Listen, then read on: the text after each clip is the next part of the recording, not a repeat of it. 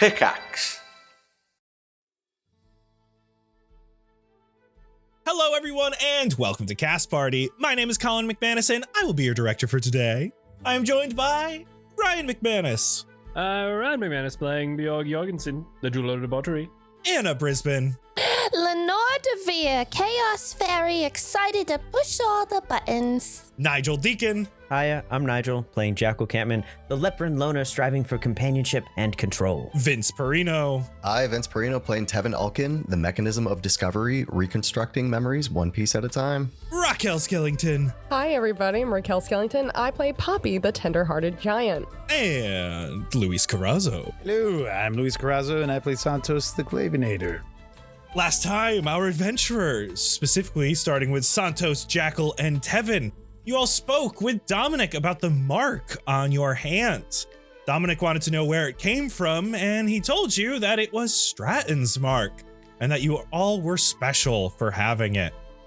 He mentioned that because you had it, it meant that Stratton would want to speak with you after you undergo all of his trainings, of course.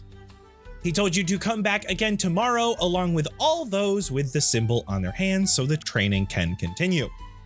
He gave Santos and Jackal a token to allow them to walk about Silktop, and you were taken to the barracks with Lenore and Poppy invisibly following behind to meet up with Bjorg. You all chatted a bit about your options and decided to go to the training the following night. You all went to bed and in the morning split up to go to a tavern and a spa on Silktop. However, a loud explosion at a boutique clothing store nearby occurred and the store went up in flame. You all sprung into action trying to get everyone out that you could, but the inferno was too much and the 20-story building started to collapse in on itself. Being squashed by the beginning of the falling rocks, Lenore was knocked unconscious as she tried to save Eloise from the second floor of this building. The rest of you that had entered the building were able to get outside and huddle with the other patrons. As the building continued to collapse, a large bird made of flame shot out from the rubble on the second floor, hanging over everyone, before the flame subsided and a little girl began falling into the crowd, her hair sparking with magical energy. At that moment, a few things happened. Santos fell from the sky and hit the ground. A snowstorm began in a 10-mile radius. Jackal got a 4-leaf clover tattoo on his neck. A bunch of pastries appeared in Poppy's location. Tevin summoned an anti-magic field around him and the other people in the crowd. And Lenore was visited by a strange old lady. She watched herself switching places with the falling child and being saved by a bubble this old lady had projected. She ended up barely clutching to life with 1 HP. As she began to crawl from the wreckage, she watched as the young girl continued to fall from the sky, still smoldering with flame above the crowd. Now, Lenore, you watch as she falls to the ground. As she passes through the anti-magic field, all flame from her is extinguished. And you watch as her father leaps out to catch her from the air as a shout is heard. Though this noise is drowned out almost instantly by the familiar sound of metal cracking under pressure. While much of this building is still standing, it sounds like it is about to fully collapse in on itself. And so the scene is set. The question is, what will you do next? I'm getting out. Do any of us have eyes on Lenore? Yeah, Lenore is still in the wreckage, moving away from it, probably crawling at this point, just trying to get out, but still in the footprint of the building. It looks like the rest of you have gotten away from the building. You all can see her there. And the girl falling from the sky, we are aware of her being caught by her father? Yes. Tevin, especially, no matter what, is in this area. That's where that anti-magic field is. I feel like Jackal, you didn't move quite yet, so you're probably still with him. And then Santos, you got knocked out of the sky, so you're probably on the ground somewhat nearby. But you watched as she fell, at least into this crowd of people huddled in this anti-magic field.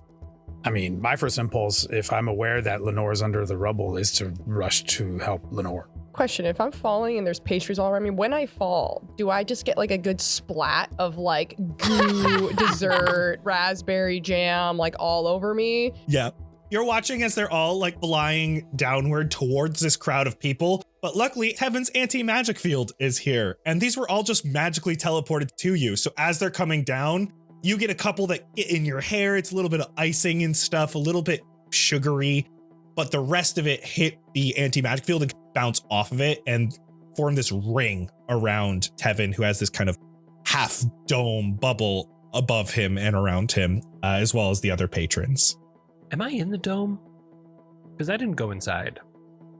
I would assume you are. I'm assuming anyone who is not actively like Lenore in the building is pretty much encased in this dome. Poppy's actively jumping towards you, falling into said dome. How big is the dome? I think it was 30-foot radius, if I remember correctly from last episode. Oh. So it's pretty big. All right. You're even watching as like the snow is starting to fall heavier and heavier. It is also magically created. So it is basically in like a giant igloo as well. It's keeping the snow off of people. Can I activate slow fall just so I don't take any damage, or would I take any damage? Pastries are breaking your fall, obviously. Obviously, yeah. Breaking my back on the anti-magic dome. Yeah, you're able to slow fall. Santos, how are you going about trying to rescue Lenore? The first thing I'm doing is I'm getting up and I'm going to just try to get eyes on Lenore. I'm going to say you are able to see her, even though there is this dust cloud forming because of all this debris. You knew about where she was, and you can start to see as she's moving, her wings are flapping a little bit, and it's making a break in this dust cloud.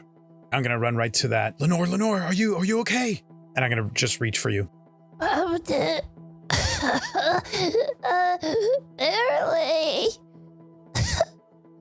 I'm going to grab Lenore, but I mean, if I can see that there's rubble on top of her, then I'm going to carefully lift that and move it off of her. Okay, go ahead and roll me athletics. Okay. I do believe you have emboldening bond up as well. I do. It's 10 minutes, so Could I potentially help with that? I had a potential idea. If I saw Santos going to a specific location, seeing now that there is a bunch of rubble, I'm going to create an eldritch cannon and I'm going to give him oopsies. I'm going to just have oopsies on his shoulder. So it's a pulse cannon to help knock out any debris that he might need to get rid of. ooh, Okay, Santos, I'll have you roll that with advantage. lovely. That is a 20. Is that right? Yeah, 23. I mean, if I want to, I could use the emboldening bond. Let's do it. 27. Oh, wow. Yeah. You are able to not only move this rubble out away from Lenore, you're able to pick her up and you're able to get a running start / flying start away from this building, and it collapses in on itself as you are flying away. Everyone who can move here starts running away from the rubble as there are chunks of metal and concrete that get thrown out in all directions. Bjorg, you watch as a big chunk of metal is heading straight for Santos's back, and you're able to activate oopsies, blowing it back towards the rubble itself. You are hearing windows of nearby buildings shatter as they are impacted by the debris as this just crumples from the top of the building down to the ground. And this impact shakes the entire city. You are starting to hear sirens and start to see fully suited up silk-top guards flying in, many using their rocket boots, much like Jackal and Santos saw in the chasm. Others running in with these large shields on foot, and they're shouting to each other, and over a loud microphone, you hear, "Clear the area. It is not safe here. Clear the area." And there are guards that they plant these large shields into the ground around where the wreckage is. And as they do, a magical barrier is formed between the different shields being placed down, almost a magical fence coming from the shields acting as these mobile posts that the guards place down.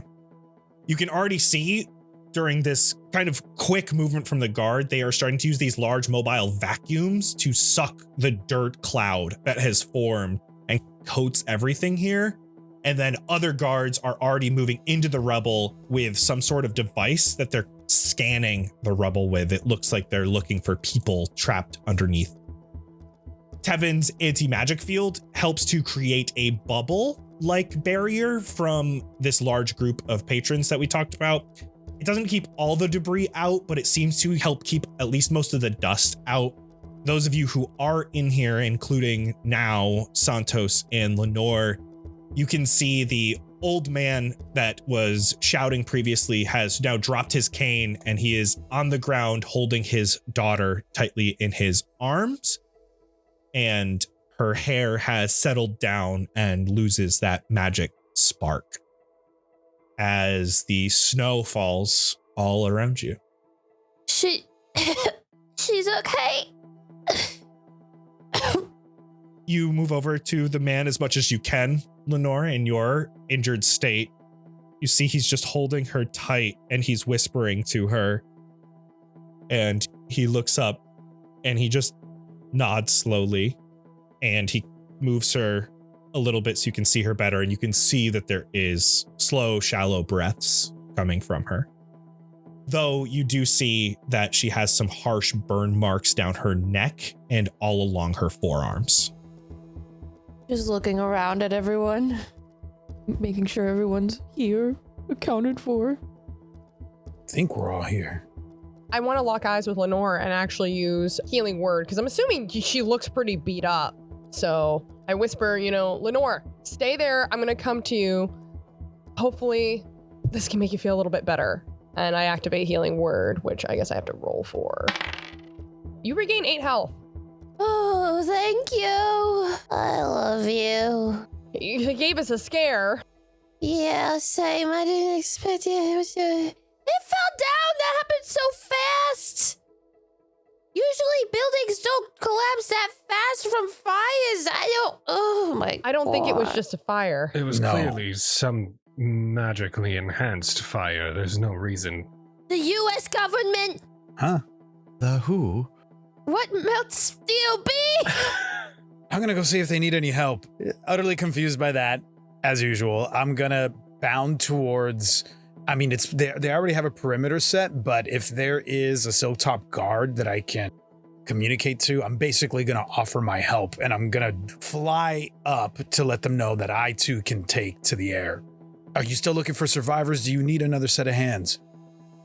You notice one person seems to be on the edge of the perimeter shouting orders, not necessarily the leader entirely, but has taken charge in this area. As you're coming over, Santos, the man looks up to you. We need to disperse the civilians. And he points to the bubble where all of your friends are standing. It's not safe here. And if we can, we need to question anyone who knows what happened here. So anyone who has any information will need it. I'll just give a nod and then fly immediately back to everybody else.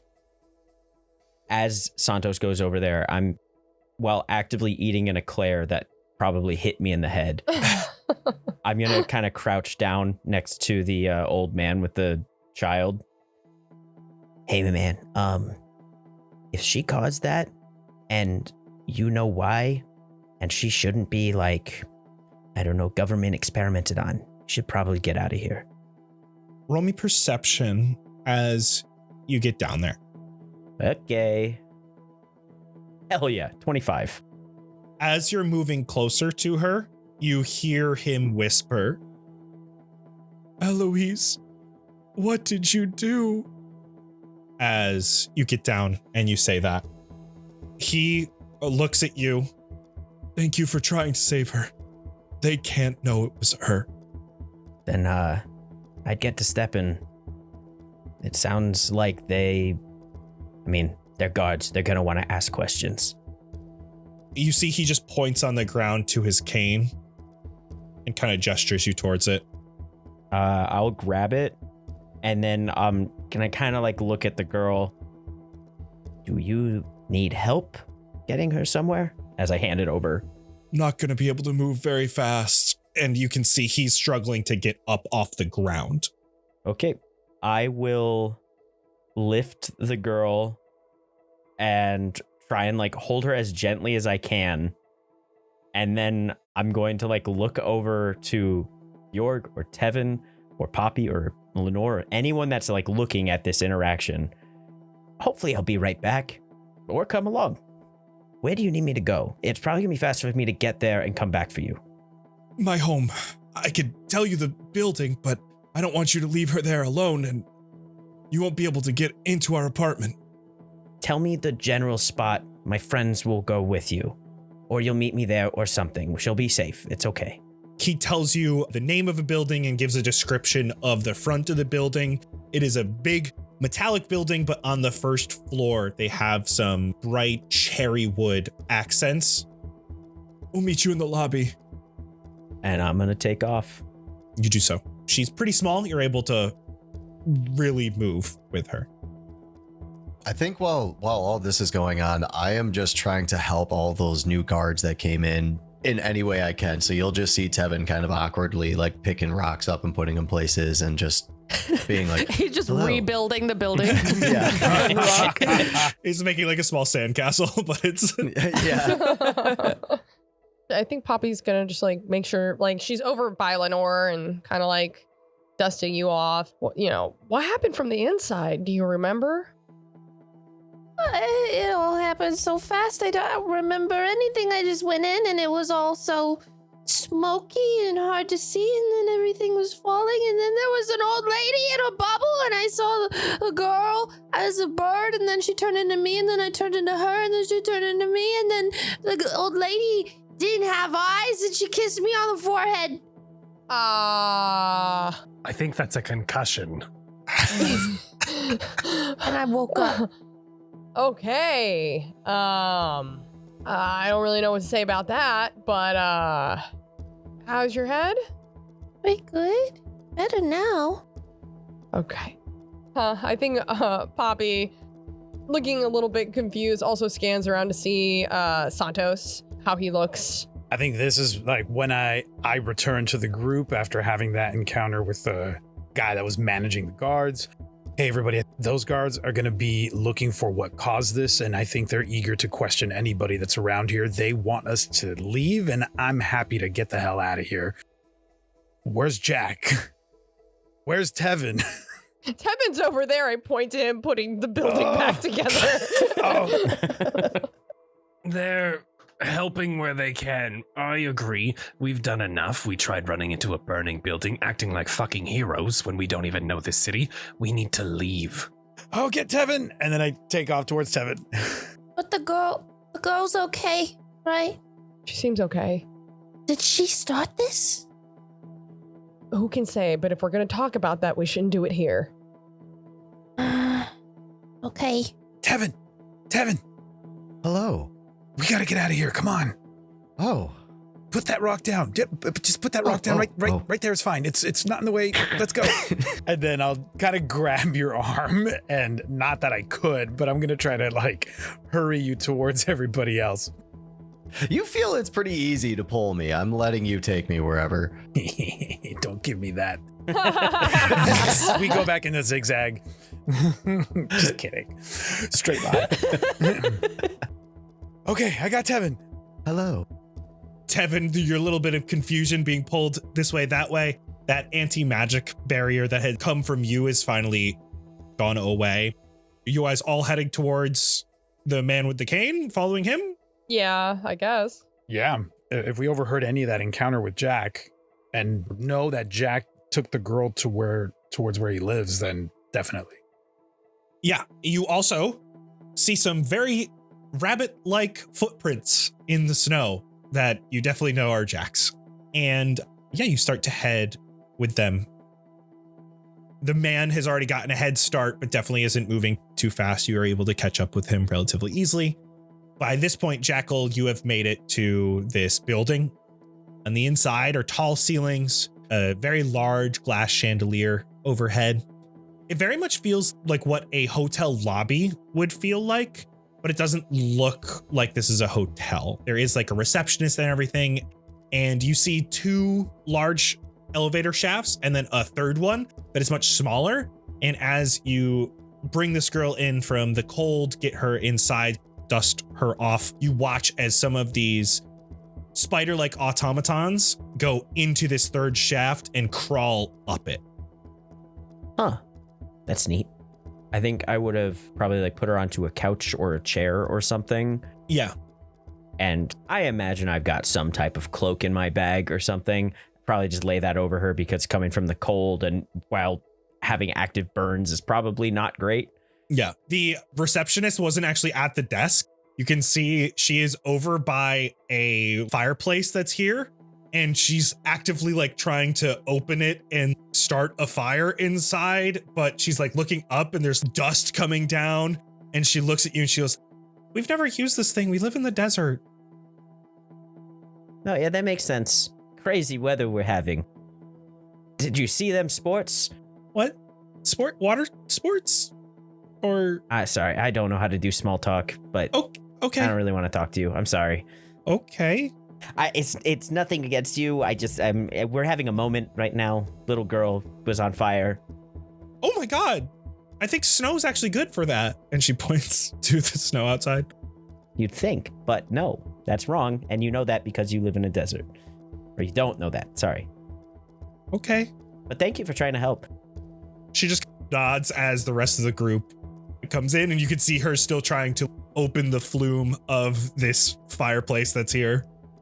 As far as I can tell, her condition has not changed, but here she is. Let's get her upstairs if you don't mind. And he gestures towards this elevator. Up we go.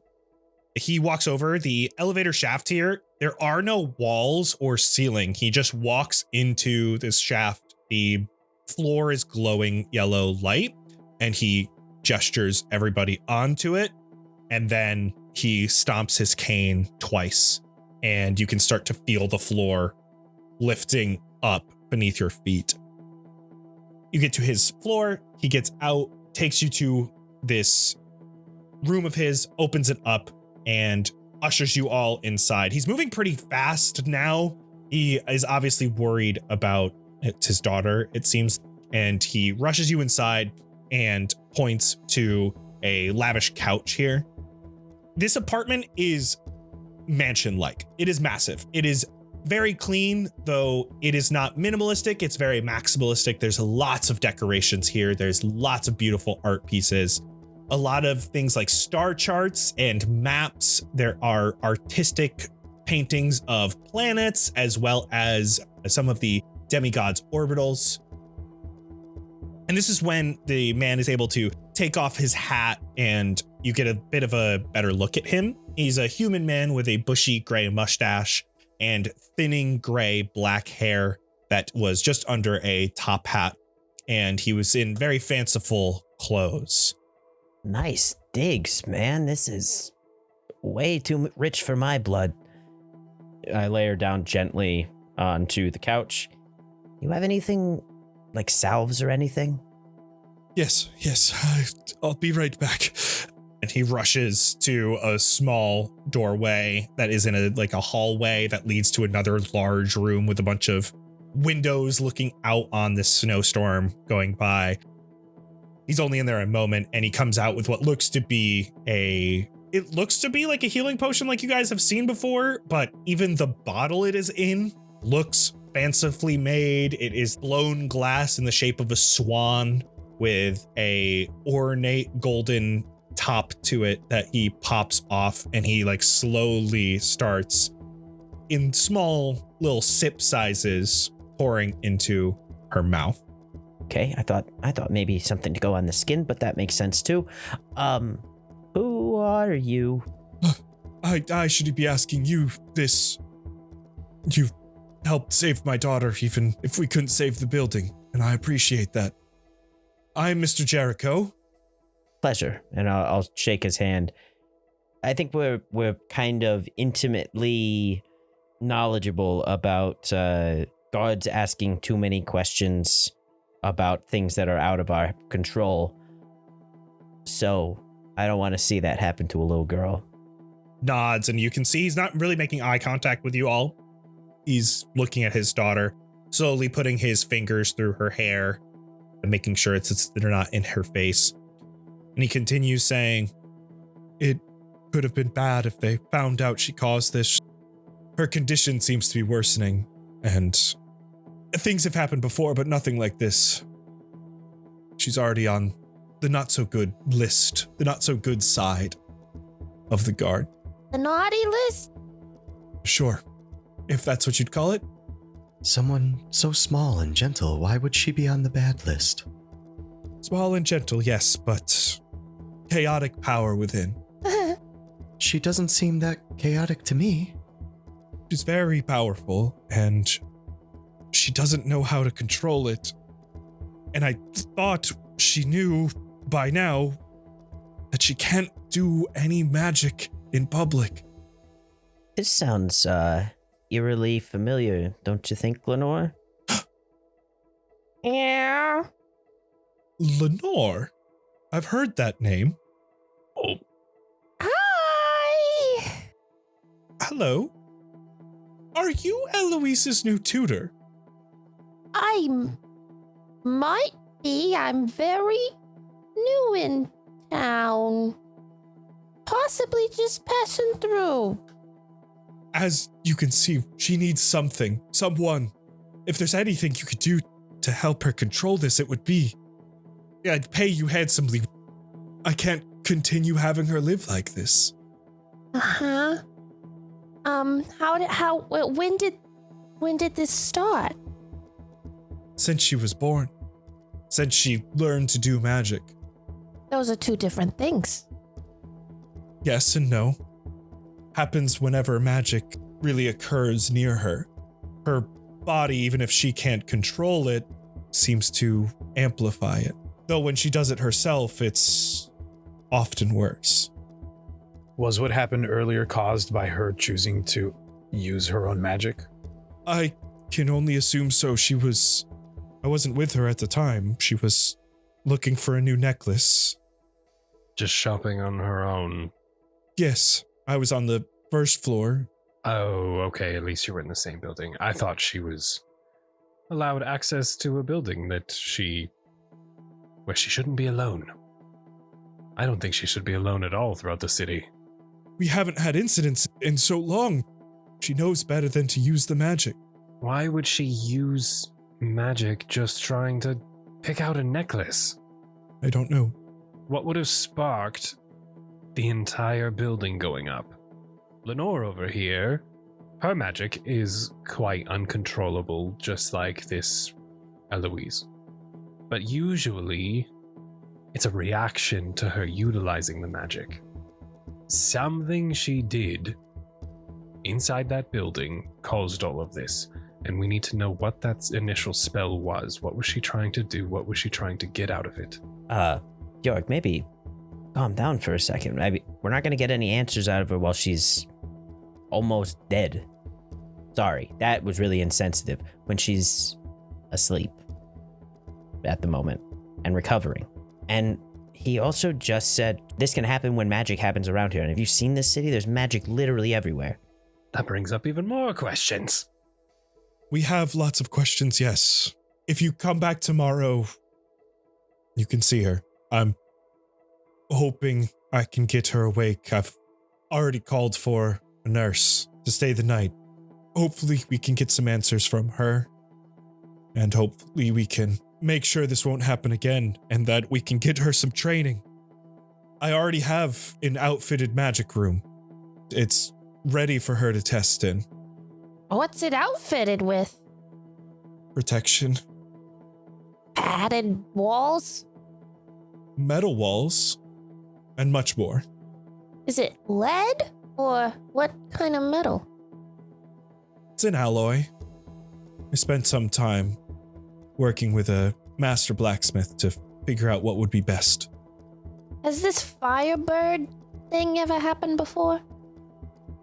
Has she ever, fully transformed like that before? No, she hasn't. This is all very new. Has it been little stuff like explosions of glitter? Or something? I'm still finding some. And he points to, a couch nearby. I see. Loud noises, plants dying nearby, One time, just hundreds of gold pieces appeared out of nowhere. I told her if she could do that every time, she's allowed to do magic as much as she wants. Why don't we let you take care of her, and we'll come back tomorrow to find out more about what's going on, and maybe Lenore and Eloise can go over notes about all the cool stuff they've done by accident. Or on purpose, but mostly by accident. I appreciate this. And if there's anything else I can do, I don't have much pull in the city despite what the apartment looks like, but I do have some funds. The constellation stuff. Are you something you have anything to do with up in the sky? Do you know stuff about stuff? In a way, my late partner, she was one of the ones who helped to develop the teleporters for the city. To send people to the orbitals and to nearby planets. I was part of that, in a way. I like numbers. I was able to calculate where these planets and celestial bodies will be. They still use my algorithms to this day to figure out how to send people safely. That's pretty cool. Gonna lean over and whisper to Jackal. What might she be late for? We'll talk about it later, Tevin. Sorry, and I tap you on the chest. Oh. I'm Jackal, by the way. I don't think I introduced myself. Lenore, that's Bjorg. Poppy, Tevin. Hello. Santos. Nice to meet you all. Howdy. We're new in town. Aside from that, total different subject. Do you have any opinions about the orbital that blew up? Oh, a travesty, I'm sure. I know that there are individuals who live on those orbitals. Other than that, one of my algorithms no longer works. I suppose you're right about that. Well, we'll get out of your hair. Good luck to Eloise. I'm sure the nurse will do great. She looks like a strong kid. She's gonna pull through, and we'll come by tomorrow and have a great time. We'll see you then. I'll leave your names with the receptionist. She'll allow you right up. Leave someone else's name, maybe not mine. I was a little rude to her when I first got here. That was entirely on me, but leave Santos's name, and then I will bring a cupcake. You can just apologize. Yeah. Anyway. We'll do that on our way out, right, Jack? It's always better to be kind than rude, no matter what the circumstance. I know, you're right. Whatever. I'm gonna leave. Yeah, I'm gonna start to head out as well. It takes you a second to figure out how to work the elevator because he didn't really tell you anything about it. But it looks like if you just stomp your foot once while you're on it at any floor, it will take you back down to the first floor. And you get to the ground floor. The receptionist is there. She gives you guys a nod.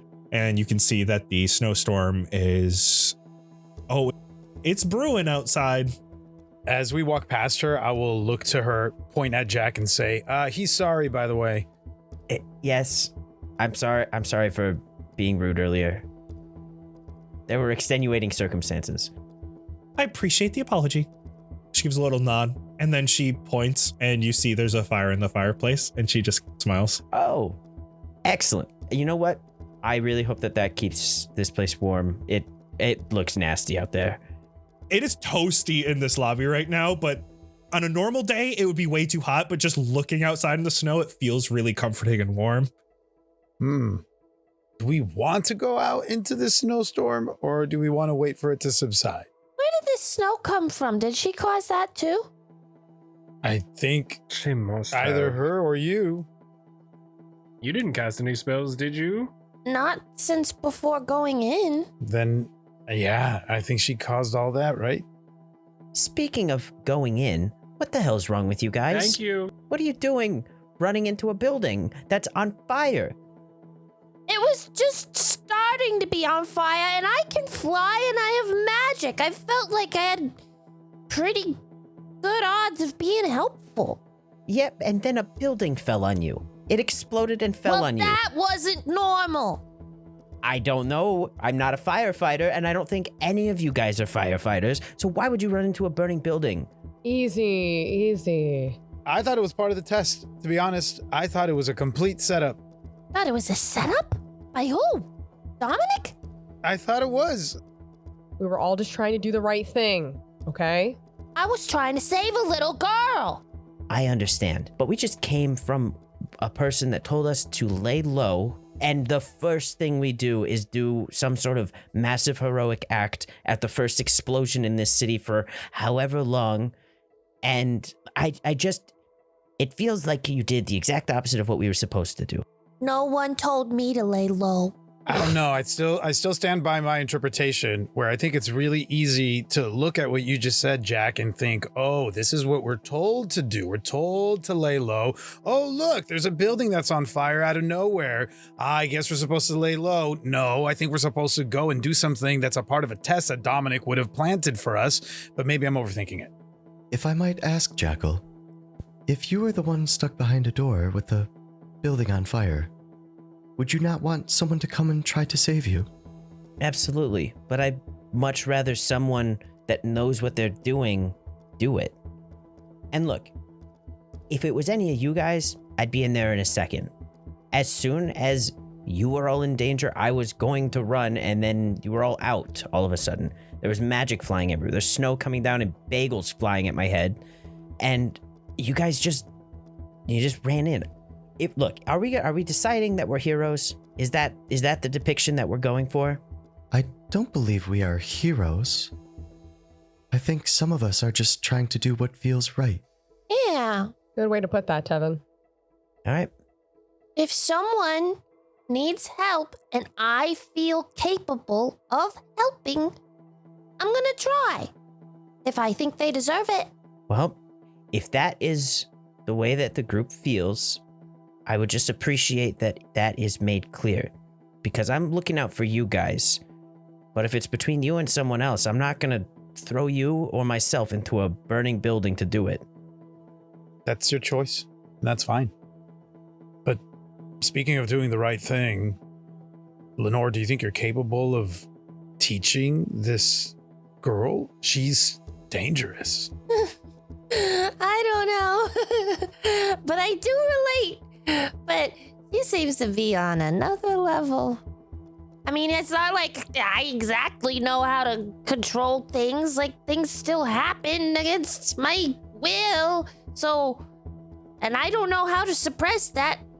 I just kind of get lucky that most of the time when I cast spells, it's fine.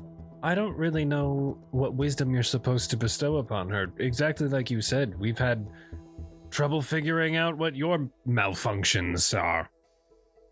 Malfunctions? To put it into mechanical terms. I mean, her father's not doing what I think he should be doing, which is helping her not activate it. I mean, we don't even know if she killed anybody in that building. Some people could be dead because of what she just did. You have a point, but we also don't know this child, and I would assume a parent who cares so much is trying to do his best by her. Sometimes parents that care so much are looking the other way. I don't want her stuck in a metal room. Let's see what your conversation with her is, your assessment is tomorrow, but do you all feel okay with letting them just walk away? This will happen again unless there's some intervention. Can I ask something for Santos's sake? Back when he casted Detect Magic to find Lenore as like a beacon, was there any residual magic that wasn't from us that was inside that building that could have been the trigger to what set her off if it wasn't her? Like a ward or something? Yeah, if there was like a continuous thing that was set there and it triggered or something. Santos, roll me Arcana. Oh boy. 9. There was a lot of different magic coming from this building. It's really hard to tell what was what. And especially in the moment, you were looking for Lenore. And so that's what you found. I can't say, but I think your theory is compelling. Did he say that she was interacting with a necklace? She was trying to purchase one, pick one out, I guess on the second floor. Well, I don't think we're going to get any more answers here guessing amongst ourselves. Tomorrow, when she's conscious and thinking clearly, maybe we can get some answers if we're interested in pursuing that. We're going to have a lot happening to us already between now and then anyway. Yeah, we got a long night ahead of us, and the day's just started. Started like this? That's crazy. Also, I think the metal room was supposed to be for practicing magic, not for locking her up. I know that's what they say, but That guy clearly loves her. I don't think he would have trusted some random stranger to carry her away from obvious danger because he couldn't if he didn't love her. sometimes people get desperate when things go wrong and they don't know what to do, and if that's an option available, I don't know. It sounds a little bit like trying to do the right thing to the best of your abilities. Kind of sounds like there's danger in doing that. Just saying, I'll drop the point after this, but I'm just saying. We hear you. Point taken. Does anybody have any of those pastries that fell from the sky on them? I'm hungry. Yeah, actually, I have an extra muffin. I pull it out of my bag. It's all smashed. I have no problem eating a smashed muffin. Well, now what? Spa. Spa, please. The spa. Thank God. You guys are able to head over to Tatiana's Tranquility. And a moment later, you hear the bell open from Tatiana's main entryway, and you see Tatiana. I'm sorry, we're closed, but Poppy, right? Yes. So good to see you again. Come on in, let's get you sheltered from the cold. Thank you so much. Greatly appreciated. Come on, guys. All of us, right? Us too. She's nodding. Come on, get in quick. It's cold out here. It is. I get in as fast as possible.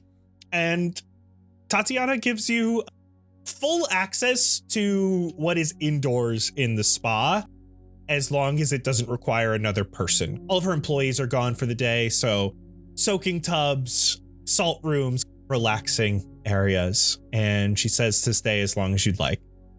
What is that smell? It depends what you want. It's kind of a culmination at this point because we haven't gone to the specific rooms, but now they're all kind of lingering out from the rooms and into the entryway. But once you get into a specific room, sometimes they'll have scents that you can choose. It's relaxation. There's lavender rooms. Sometimes people like a little more floral or sweet scents, but you get to choose. So take your pick. I'm gonna be in the baths. Y'all can do whatever you would like. Oh, I'm in the baths. I guess I'll start there. I just follow you. She warns y'all to go slow because it's you're not used to being cold. You're not supposed to jump into a hot bath. You gotta go slow. Technically, if you do that, it relaxes your muscles, and it's really great. It's a shock to your nervous system, but in a good way. Heh doo-doo. I have to take 10 minutes to take my armor off, I think. So, just give me a second. Wait for me. I spent 10 minutes trying to take my armor off, and it's not going anywhere. Oh, no. Tevin, you are armor. You guys spend, I guess, the rest of the day at the spa, just enjoying yourselves. You get to the point where it is evening and sun's starting to go down. If we're spending the rest of the day here, does this count as a long rest? Yeah. Let's go. What? Without sleeping? Yes. In this case, I'm going to allow it because it's a spa too. And you paid for this kind of treatment. It was just a prepaid tip. I did. You're welcome, guys. Y'all owe me one. Thank you. I'll take it. I'm definitely a giant prune. I don't think I know how to handle that. Y'all ready to do some space drugs? No. Yes. At the very least, we should probably head back to the barracks and eat on the way. Yep. What should we spend for picking up quick food? Are you giving Tatiana anything else while you're leaving? Because if you're giving like a small tip, I would just say 1 gold each. Well, I'm gonna give her 5. Sure. I'm gonna give her 1 gold. Same. Yeah, 1 gold for her plus your food is plenty. As we head back to the barracks, when we go in, I'm just gonna. We're still kind of waiting around, killing time. I'm gonna pull out a deck of playing cards. Anybody want to play a game? I'm really good at blackjack. I'm brown. Actually, I've been waiting to break this out, but I have a dragon chess set on me. You do? I have this whole time. I love I've dragon had this chess. since like episode 1. Oh my gosh. Poppy lays out the dragon chess board that she has. That is too intuitive for me. I'm really bad, but I like playing. Well, I'm not very good either, and I also just like playing, so why don't we just do it for fun? No bets Is needed. this like regular chess or different rules? It's basically like regular chess. Okay. Why don't we make this interesting? And I slap 2 gold pieces on a table. Oh, I just said we didn't have to bet anything. I put 3 gold pieces on the table. Oh, 4 gold pieces. Oh God. Wait, if I put money in, does that mean I have to play dragon chess? I was just hoping for blackjack or cards. I don't know. I haven't decided which one I'm playing yet. I was just putting money on the table, but That's ballsy. You have to know the stakes, Santos. the stakes are 4 gold. I suck at both games pretty equally. You're gonna hear the whir of the barrels coming out of my arm, and I pull one of the bullets out and I slam it on the table. 1, please. What can we buy with that? More than you know. I'm gonna put Tevin on the table. What? I'm gonna pick you up as best I can and just set you on the table. I just let it happen. Oh boy. Excellent. Who wants me? Oh God. Oh. Guess we'll find out. And I move a pawn. And I flip a card. Hit me. I move a pawn. It sounds like Santos and Poppy are playing Dragon Chess. Yeah. Yeah. Why don't you guys both roll me intelligence? Oh, damn it. Oh. I get a +0 in my. Oh my God. I'm. Okay. Oh, bro. I got a 4. Oh, I got a +0 also. Ooh, I got a 15. Oh, come on. Okay. Santos has definitely played like a lot in the guards barracks back in Twin Rivers. He just has more experience. While I'm winning, I'm that guy that's like, I swear I don't know how to play. I swear. Oh my God. I've played with so many of those guys. He's fleecing him. Oh, I'm just lucky. Poppy's kind of like sweating. Her head is in her hands. She's like, I thought this was going to be fun. And then we'll say you guys play blackjack for a while, but let's just do 1 roll to see how the overall outcome goes. No modifiers, just everyone roll me a d20, complete luck check. I'm using a luck roll. That's not fair. Yes. That's exactly what they're there for. Who's counting cards? Could you imagine if I used my predetermined D20? Oh, no. Instead I got an 11. I got a 16. I got a 10. Luck is useless. I told you I was good at this. It's the only game I know. It's the only game I decided to learn. Well, I guess I won. Did I win, Tevin? Yeah, you win. You got Tevin. Tevin, I won you. I just hold my arms out while I'm sitting on the table. I am here. 1 free hug. That's what I do. I go in for a hug. I was like, that's all I wanted. The only reward. And I just drop all my weight onto you when I grab you. Oh, it hurts. It hurts. So it sounds like Santos won Dragon Chess, and it sounds like Bjork was the one who got the highest on the... Yeah. So Bjork fleeces you all for probably an hour or so. I had set down 4, Bjork, the 4 gold pieces that I had set down. I think actually those should come back to me. I wasn't actually playing the cards. Did you take those? Listen, I thought they were just in the communal pool of gold, but here you go. I'll hand back the 4. Sucker. My 4 goes to Bjorg. Yeah, buddy. As y'all are exchanging, it is suddenly very dark in the room. Like it's been dark out, but there's suddenly a magical darkness about. The candles aren't lighting as much in this room anymore, and you can start to hear doors slamming in the barracks. Then there is a knock on your door. Oh, does that mean it's time? Who is it? A moment later, the door just opens, and you see Oh, there boy. are a bunch of these individuals in their cocoon-shaped masks. This time, eyes completely dark, and one of them has smoking black eyes. And as you look into the hallway, it's completely pitch black. Okay, great. Is this how it was last time? Not exactly. You the same guys from yesterday? Same guys, at least same masks and same overall getup. There was not this like magical darkness surrounding them like there is this time. Are you guys doing this because they snuck up behind you? They shake no. Okay.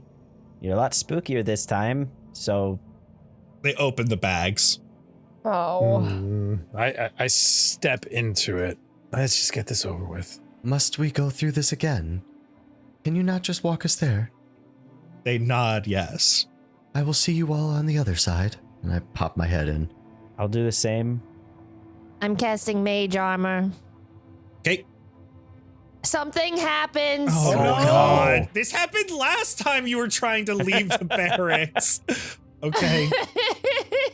Roll me a D100. 65. Okay.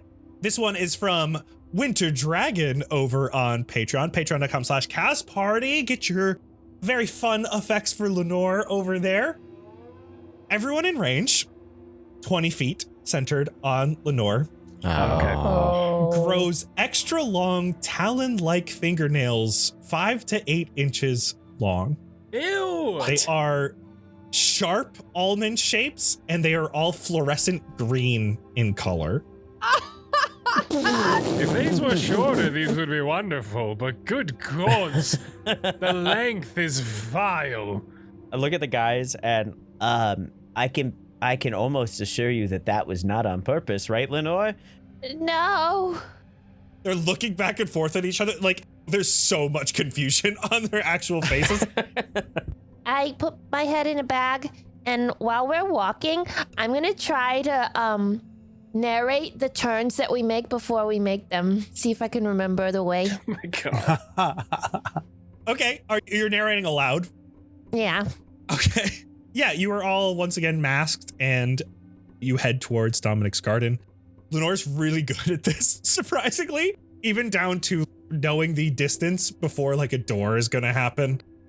You can see they're frustrated almost as you're doing stuff, so they start like spinning you around, trying to make you not sure of where you are, but you keep on it the whole time. You are taken the long pathway to the garden, and then you are brought inside and sat down at the benches. Your masks are then pulled off of your faces, and you see Dominic seated ahead of you. This time, with all of the plates of orange powder already prepared and no plant that he is pruning. There are 6 of you here. There are 6 benches. You're each on a separate bench. And he addresses you all. I have little time for pleasantries today. My garden welcomes all who wish to grow. And as we discovered last night, you lot are special. Stratton will want to speak with you once you are ready.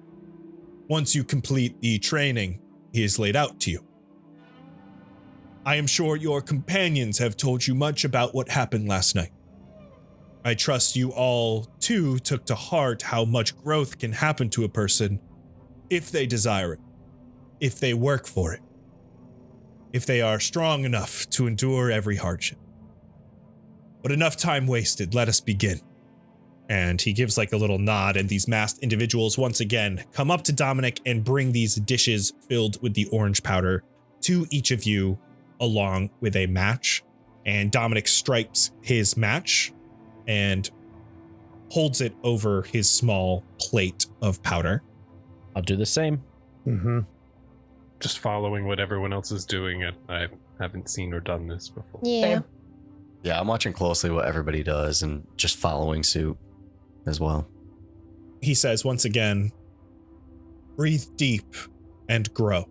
And he drops the match into the powder and it starts to burn. Match drop. I'm following everything just as I did last time. Yeah, I'll follow. Mm-hmm. Likewise. The powder burns and emits this pungent orange smoke. And once again, for you three and a new sensation for the other three, there is this orange that permeates through your sight, even with your eyes closed. It's all around you, the same orange you've seen of the astral bloom of the Order of the Chrysalis. And suddenly it's all you can see until, you start to see the other individuals standing around you.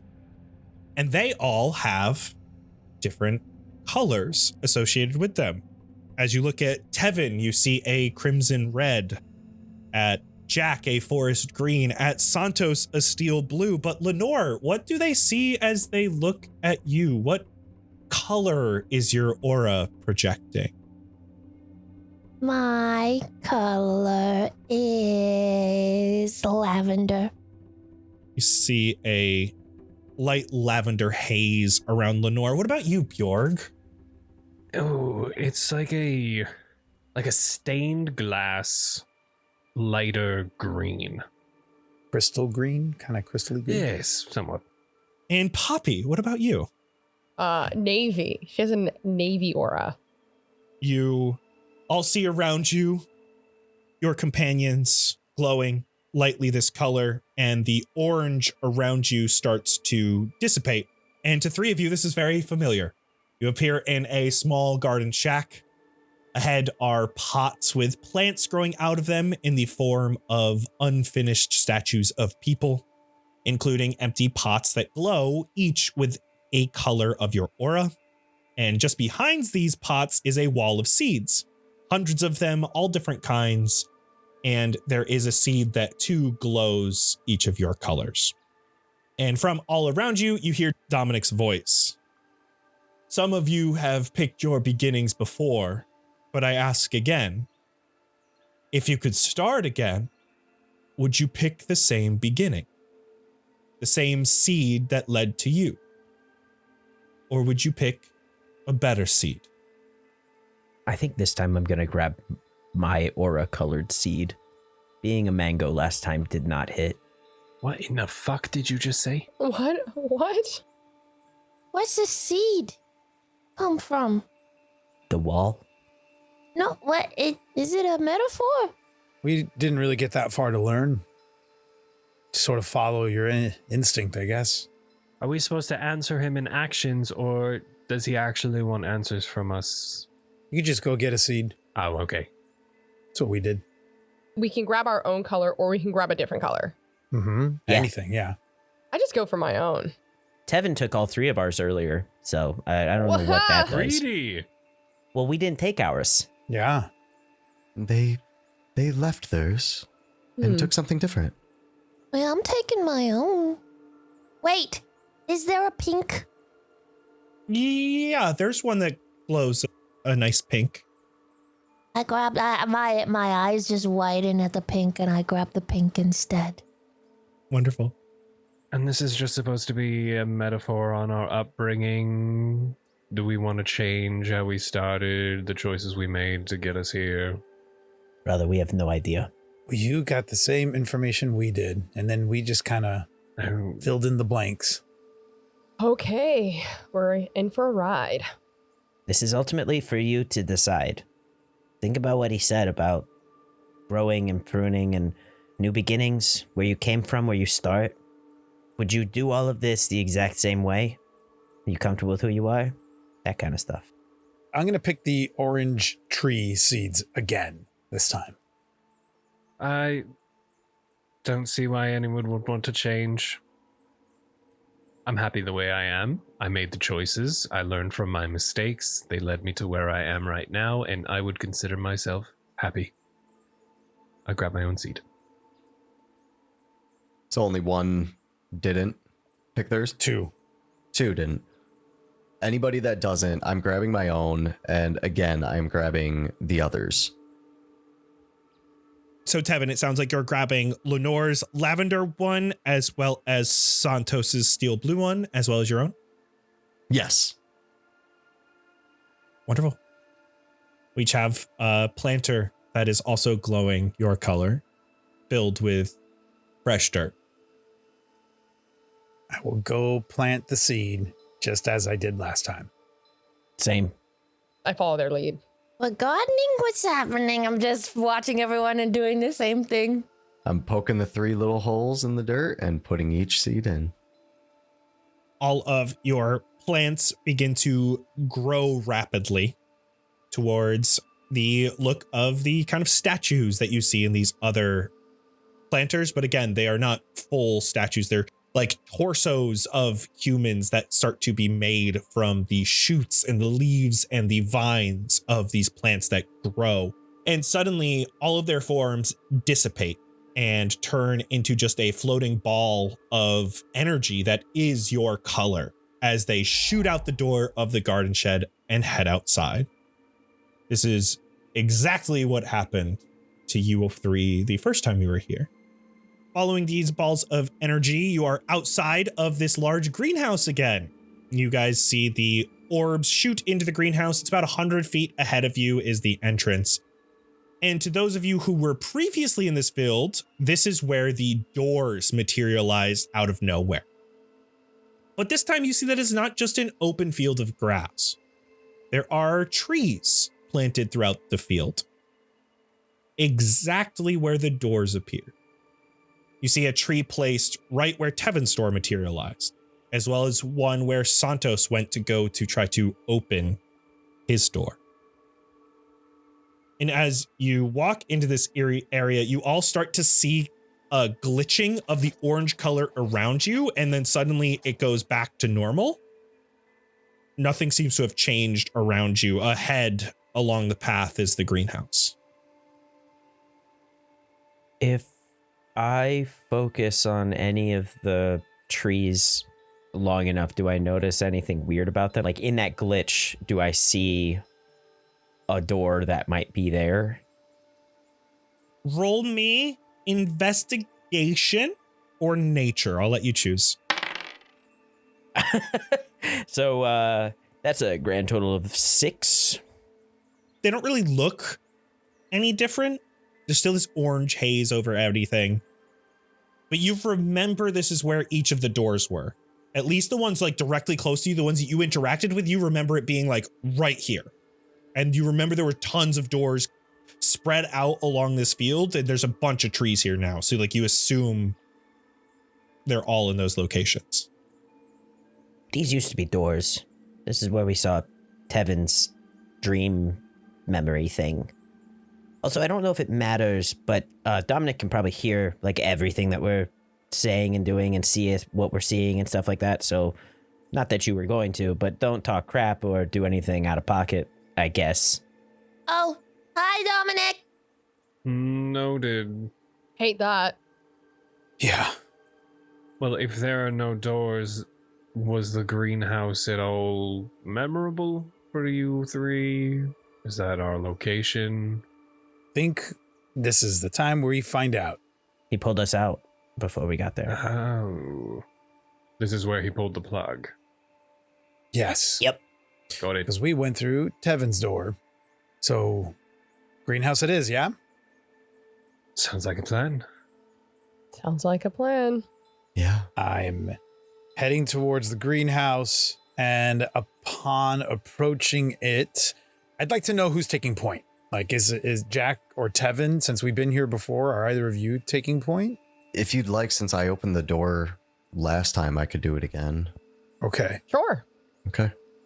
Looking at the group of you, I'm going to activate Emboldening Bond, and it's going to be between Jack and Tevin. And having seen what happened to Lenore as the building collapsed, I'm including Lenore in that.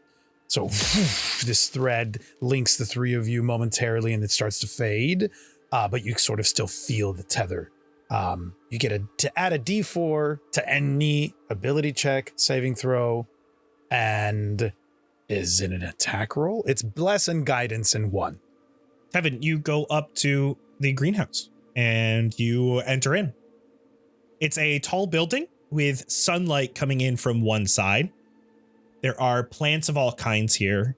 Notably, a broad cherry tree currently in bloom stands at the center. There are vines filled with bright flowers adorn trellises.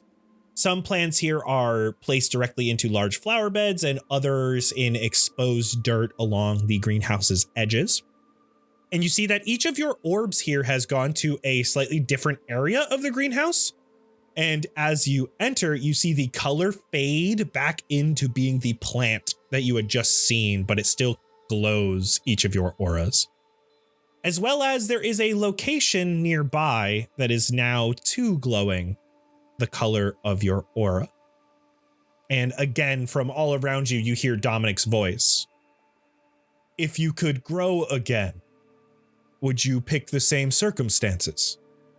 The same location that led to you? Or somewhere new? Somewhere brighter?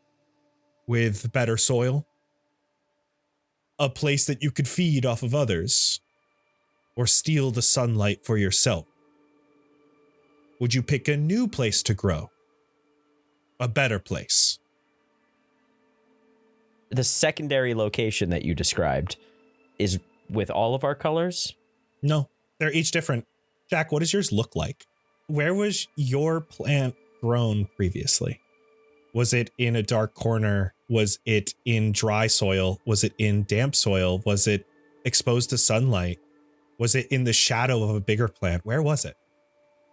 I think that it was planted in an overcrowded pot, and all of the other plants have died from one thing or another. Like, you might be able to pinpoint an exact thing if you knew what you were talking about with plants. Like one was overwatered, one got snipped too low and never started growing again, and it's just the one single plant growing from the center.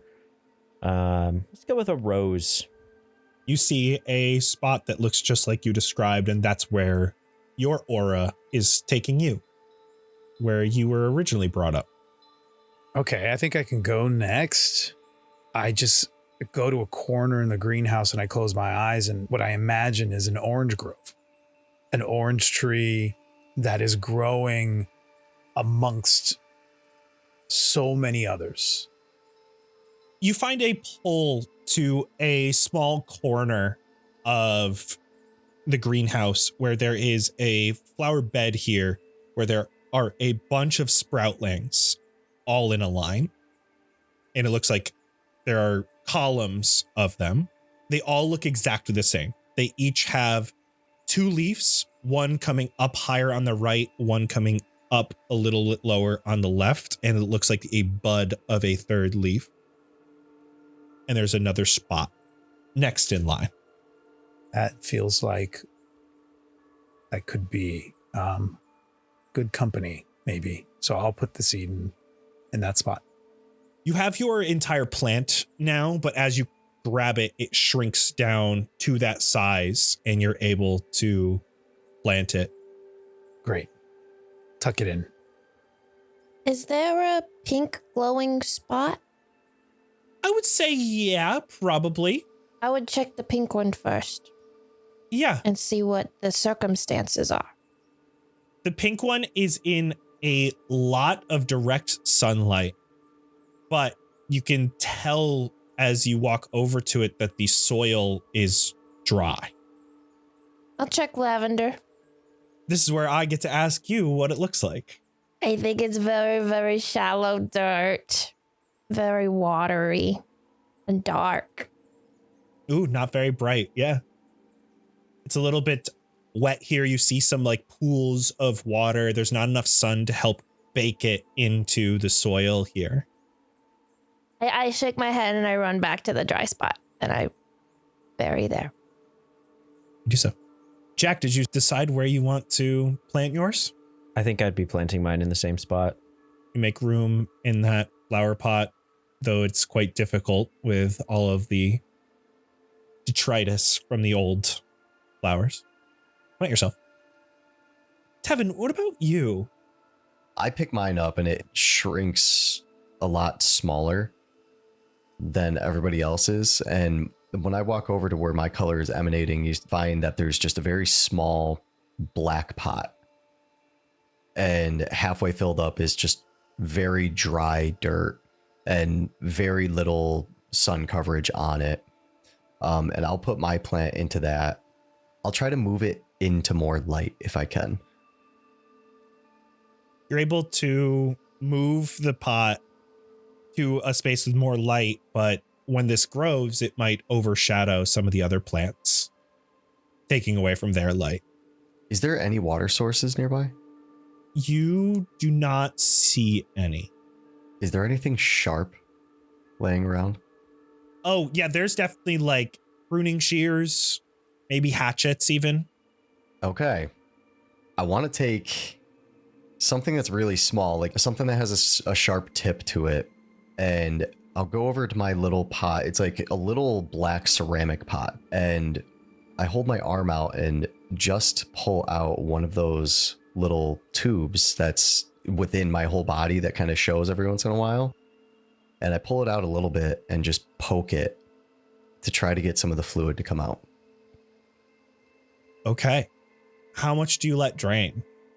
Just enough to cover the top layer of the soil. Yeah. This is a very small pot, so it's not a lot. What does the liquid look like as it's coming out? It's that dark red color. And when you see it drop out, it looks pretty thick. More thick than just water. And it's got that bright color of your aura, as well as being innately crimson as it falls and coats the soil. Poppy. I think Poppy wants somewhere where the soil is a little damp, but not muddy. She's going to be searching around something like that. And not too rocky. You find a couple locations like that, but it seems like none of them get a ton of sunlight. That's okay. I think Poppy looks at her seed and goes, that's all right. I grew without a lot of sunlight. You'll do just fine. If there's like a little scenic place where I can put my little seed, I will put that there, even if it doesn't get much sunlight with its damp ground. Okay. Some soil with a view, if you will. Yeah, some soil with a view. Yeah. Some damp soil with a view, just not quite in the sun. Beautiful. And finally, Bjorg, what about you? Bjorg is drawn to a smaller, raised garden, like waist height. The window behind it is slightly cracked in the greenhouse. The light above it isn't all that great. The soil could use some work, but it all comes with time. Is this the place that is glowing your aura? Yep, and he will just take his gross talon nails and just start digging a little hole, making sure he's not cramped up on any of the other sproutlings that are coming up, and cover it up. As your plants are all placed in their locations, you watch again as they continue to rapidly grow. They start to take a spectral shape that each look more and more like each of you. They take on facial features. Horns and tails appear. Wings and hair. Metal plating. All, again, still made from roots and vines, but the form factor is here, starting to denote each of you. Bjorg, as you watch yours grow, you notice two of these saplings that you tried to stay away from. You can see that their roots move to connect with yours. They're much smaller than your plant, but they seem to be feeding off of you. You all watch again as these plants fade to just this ball of energy in your color, though this one a bit larger than the previous, and they each dart towards a door in the greenhouse that heads a different direction from which you came in. What is this? this whole thing is trying to force us into telling some sort of story about ourselves, and I don't like it. Well, isn't this kind of just an exercise in self-exploration? It's basically what the guy keeps repeating. It just... Yeah, let's see what's on the other side of that then. I'll start to head towards where those lights went, but I'm definitely... There's an apprehension emanating from me for sure. You follow the balls of energy and you enter into a long hallway. You see ahead of you the essence of your plans have continued down this long hallway, shot way ahead, and to another door at the far end that they have already gone through. As you continue moving down the hallway, there is a sudden shift in the color of each of your eyes. The color of yourself is mixing with the orange hue of everything around you, and your vision glitches, much like it did for the three of you previously, but this time, along the hallway on both sides, a bunch of doors appear. Once again, some are buried into the ground, only showing the tops of the doors. Others are nicely placed as doors should be in a hallway. Others are sideways or upside down or at odd angles on the walls, and some even bend from the ceiling onto the walls. And for each of you, you can see a doorway somewhere in this hallway that is glowing your aura. This is what happened last time. This is when we went through Tevin's door. Are any of the doors ajar at all? You can't see any of the doors being ajar. I'm looking for Poppy's door, right? That's what I thought. Yeah. This is also the part where we broke from the path that was supposed to be the training or whatever. I don't know if going through this means we're going to have to come back to see Dominic again for a third night to try this all over. Right. What do you guys want to do? Are we going through Poppy's just in case? I mean, is Poppy's door open? I approach it slowly. Is it open? Or what does it look like? The door looks very similar, just like a wooden door with a wooden frame. Yours is a 45-degree angle with the handle on the upper portion, and it would open down towards you. What's mine look like? Lenore, you find your door. It is the same size as everyone else's, but Is it pink or lavender? it is lavender. You see it has a different type of handle than every other door in the hallway. It's made of a bright gold, and instead of a knob, it is more of a handle that comes out from the door and then to the left. Well, Poppy, Ooh, she's suddenly kind of nervous. There's like a clamminess on her hand. He goes, all right, well, is it anything I haven't seen before? that you know of. Thanks, Jackal. Poppy rolls her eyes and just opens the door down to her. You attempt to, and it is locked. It's locked? Mhm. What the hell do you mean it's locked? I pull on it. Feels like you're pulling on a wall. It doesn't even move in the frame. I cast Firebolt at the door. My brain!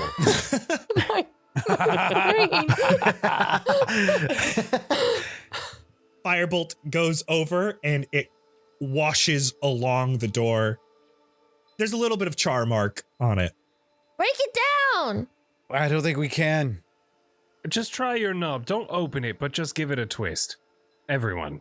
Yeah, Bjorg, once you're able to get to it, your knob is also locked. Locked over here too. Santos, you feel a very familiar sensation of reaching down and yours being locked. Yours is completely on a normal plane for a door, Santos. Ah, Gonna try mine. Lenore, as you check your door, it doesn't stop as you go all the way down. I let go. And you hear the dum kind of sound that a door makes when you let the handle go. And you can hear it relatch. Mine's locked. That didn't sound like it was locked. Shut up. Look, no one's gonna force anyone to go into their memories. We can just keep going. Why the hells did they even show us the doors to begin with? Well, I think this is the part where they made it seem like something was interfering. I'm gonna try and like not catch, because that sounds like the wrong word for Lenore, but just like pull her aside and look, I heard your door latch. I think this is a very intentional, it's yours or none, if everything else is locked. That's not fair. Sorry, Why me? I don't know. We were gonna go in Poppies. We had a plan. We don't have to go into yours. I don't really think we have a choice. It's not even the color I wanted. We can go to the end of the hall. Oh, what's over there? And that's where all the lights went through. Let's go there. Let's go there. We have the option to diverge or stay on our path. It's your call. Seeing as it's your door that's open. Let's keep going. It's not even pink. I don't want that one. Okay. Then we don't. Then if you don't want it, I don't want it. And I'm going to start walking towards the other door. I do the same. Stay the course. Santos, you're the first one at the end of the hallway. You open up the door. Uh-huh. You enter into a building, and it is still garden shed, but a bit larger, a bit more factory-like. And ahead, you see all 6 of your balls of energy splayed out onto a large workshop table. And as you guys walk in, they all reform into large pots with these plants that look like all of you. And it almost looks like walking in to an area where you all are on display. These 6 of you as plants on the table. And for today, that's a wrap. Wow. What? We're plants. Plant people. I'm excited to talk about this episode over on behind the scenes, patreon.com/cast party. We can talk about all the fun stuff and where everybody got planted and their seeds and their upbringing. And definitely there's no meaning behind any of that. So we don't really, there's actually nothing to talk about on behind the scenes. So actually you don't even need to go to patreon.com/cast party because we're not going to talk about anything over there. But That's yes, not true. I'm become going to talk about the Obama chaos control video. Oh my god. and if you want to know what those words mean, you'll have to join Patreon, Oh boy.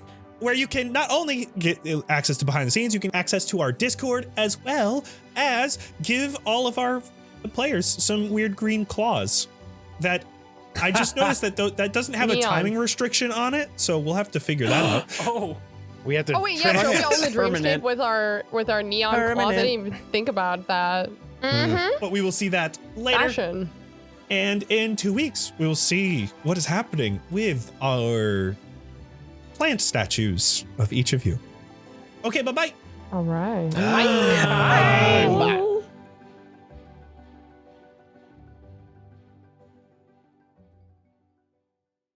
Man, that guy was kind of cute. He even brought back Eleanor, who looked worse for wear. I just can't get him out of my head. I gotta focus on the fireplace. Think back to training with a new guy. He said to always clean out the flume. What's a flume? Intern! Intern! Oh, your name is Bastrop? Sorry, I keep forgetting. Can you figure out how to clean a flume? I know it's snowing. Just go ask dragons. They're just upstairs. That's the 43rd floor. Do not use the stairs again. What a weird kid. Havoc Hopsack says he does that to make one task last a long time so he has less to do. I always took Jonas's side in the argument because isn't 50 flights of stairs way more work on one task than doing like 3 small easy things? Something about quality and quantity? Oh, Dubward, please close the door. Ugh. At least the rabbit guy closed the door so the snow didn't get in. Oh, there you go again thinking about him. Think about someone else. Like Sainty Love. Him and those long forearms. Eric 5 used to always say it was weird how I liked forearms so much, but I just can't help myself. No, stop thinking about guys at work. You gotta light this fire for the guests. Heather taught me how to stack logs so they catch slow. Or was it fast? I don't remember which one's even better, but Jesky Fire always said that airflow was the most important part, which I also don't know what that means. Kaylee said I can just blow on the fire, but that never works with candles, so I don't even know where she gets that stuff. Oh, my hair isn't tied up. Wouldn't want to be like Kana. They had their hair catch fire that one time. I am going to have to fix my hair before that guy comes back down. Lexi would make fun of me so hard if I was fixing my hair for a traveler who isn't even staying here. But like, this could be my next Matt. He could be my next man, the man. He would rescue me from this place, and Max, who makes my life a living hell here. He will take me traveling across Dakaria like Mason had always talked of doing. I'd find the perfect waterfall like Michael used to dream about. Or maybe find a nice little village like the one where Opti comes from. It might not be the perfect life, but it would be perfect with him. Days might be hard, but gosh, I just can't get this fantasy out of my head. If Ryan knew I was daydreaming again, I'd get such an earful. I bet he could get an earful because of those big ears. I think Stormrider would have liked that joke because it was bad and they have a terrible sense of humor. Oh my God, Bubba, look, I got the fire going. I did it and I wasn't even paying attention. My mind was on, I was just thinking another task, Winkle on the 3rd floor. Yeah, I can go clean it up. I should have taken longer starting that fire.